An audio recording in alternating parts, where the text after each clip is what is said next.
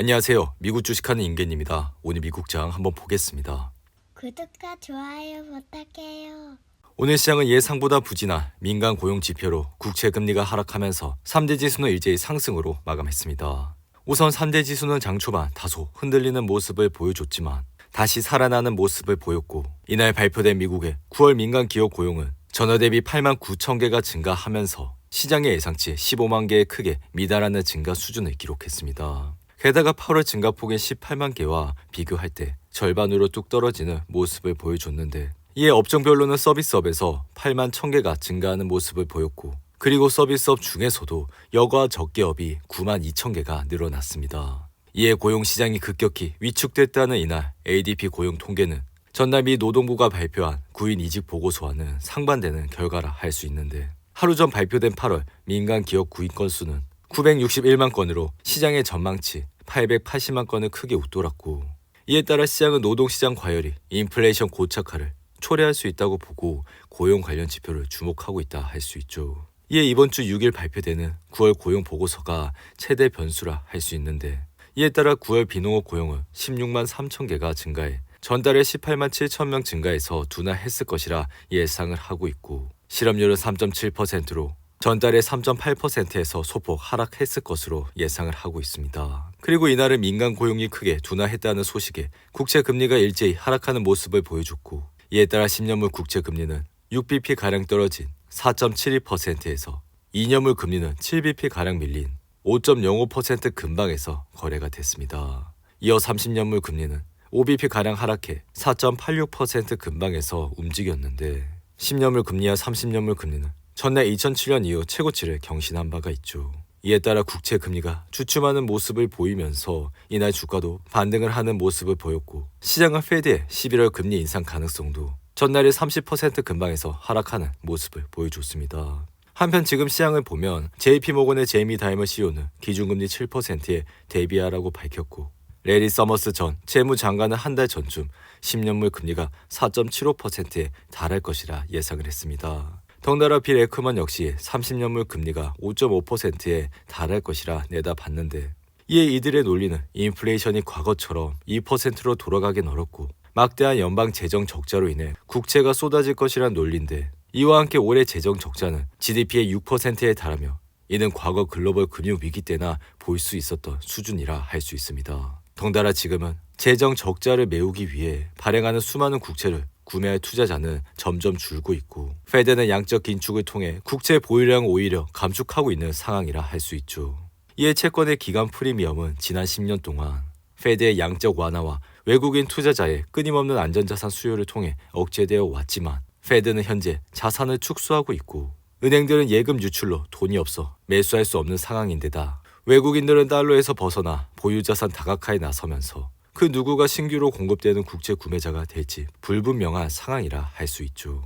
하지만 개인적인 생각은 앞으로 10년물 금리가 5%까지 갈 수는 있지만 시간이 갈수록 경기는 둔화할 것이기 때문에 국채 금리는 4% 아래까지 내려갈 것이라 생각이 들며, 이러한 배경에 노동시장 완화와 인플레이션 감소가 필요할 것이라 생각이 됩니다. 한편 시장의 대표적인 강세론자인 톰리는 올해 내로 미국 증시 랠리가 다시 올 것이라 전망을 했는데, 톰리는 최근 인터뷰에서 주식 랠리가 언제 시작할지 정확히 예측하긴 어렵지만 연내 강한 증시 랠리가 올 것이라 확신하며 연말 주가 지수가 현재 수준보다 훨씬 상승할 것이라 말했습니다. 이에 톰리는 지난 3월이나 지난해 10월이 그랬던 것처럼 지금과 같은 공포 상황이 가장 좋은 수익을 낼 수 있는 시기라는 것을 기억할 필요가 있다 강조했는데, 덩달아 그는 10년물 국채 금리 수익률이 2007년 이후 최고치를 기록한 것에 대해 국채도 좋은 투자처가 되었지만 장기적으로는 주식이 채권보다 좋다는 것을 기억하라고 말했습니다. 이어 톰리는 S&P 500 지수의 평균 명목 수익률은 8%라 지금과 같은 하락 시기에 저가 매수를 하면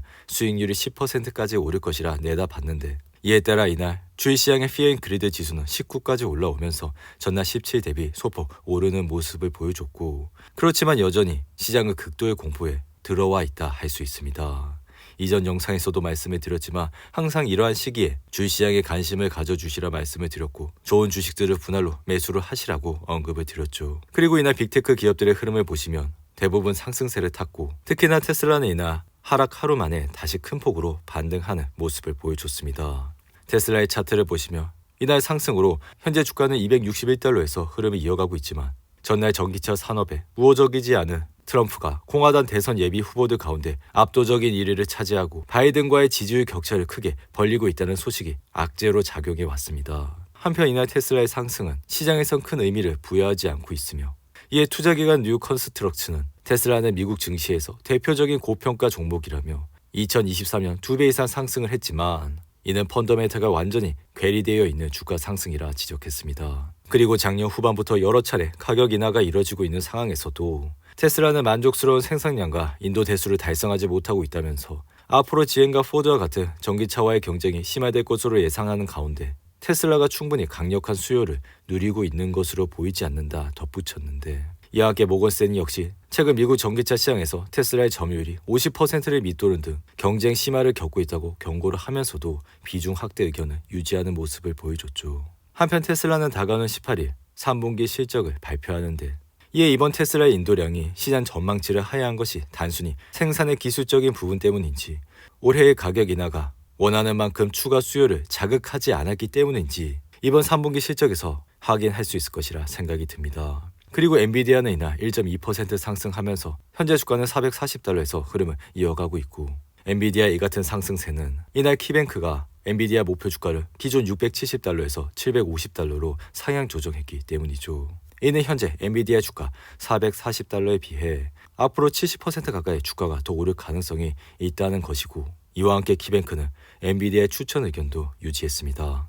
그리고 엔비디아는 올해 초 챗 GPT 이슈로 인해 인공지능 붐의 최대 수혜주로 올 들어 주가는 200% 이상 폭등을 했고 여전히 주가는 더 오를 여력이 충분하다는 것을 보여주고 있는데 덩달아 개인적인 생각 역시 그동안 부진했던 스마트폰과 PC 반도체의 수요가 개선이 되고 덩달아 전기차를 중심으로 탄탄한 성장세가 지속이 된다면 엔비디아의 주가 역시 앞으로도 지속적인 상승세를 이어갈 것이라 생각이 드는데 이어 S&P 500을 보시면 이날은 0.81% 상승하면서 지수는 4263선에서 흐름을 이어가고 있고 이에 전날 200일선을 뚫고 내려오는 모습을 보였지만 이날은 다시 상승을 하면서 200일선에 물려있는 모습을 보여주고 있죠.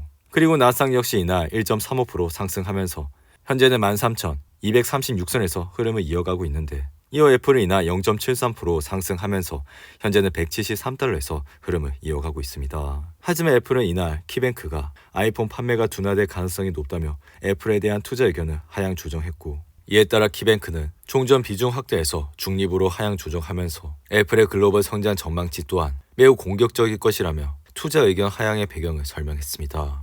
그리고 애플은 올해 들어서만 30% 이상 급등하면서 기술주의 랠리를 주도했지만 8월 2분기 실적 발표 이후 주가는 흔들리는 모습을 보여주면서 현재까지 12% 이상 하락을 했고 지난달 아이폰 15 시리즈를 전격 출시는 했지만 현재까지 주가의 상승세는 이어지지 않고 있습니다.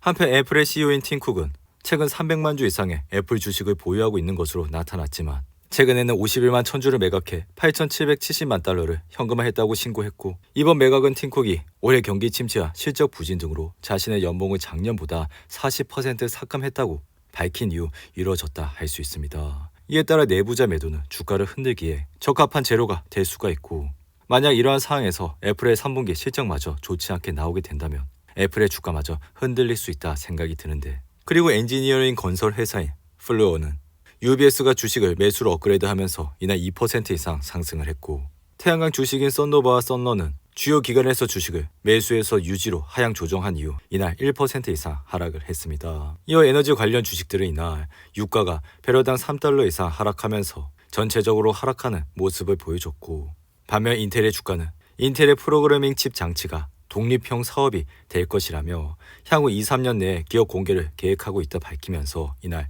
0.7% 상승을 하는 모습을 보여줬습니다. 오늘도 8분이 넘는 긴 영상 끝까지 시청해 주셔서 감사하고요. 가시기 전에 구독과 좋아요 잊지 마시고 그럼 저는 다음 영상에서 찾아뵙겠습니다. 감사합니다.